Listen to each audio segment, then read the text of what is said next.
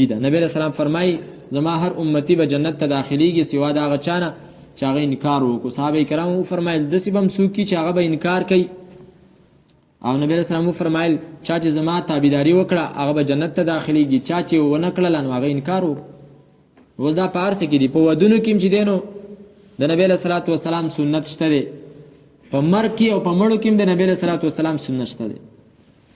ګناه اسم ګناهي په هر ځای کې چې کېږي هغه ګناه ده، خو یوه ګناه داسې ده چې هغه انتهایي خطرناکه ده، په هغې باندې د یو مسلمان زړه پکار ده چې درد وکړي. هغه کومه ګناه ده؟ هغه ګناه ده چې سره عام کېږي.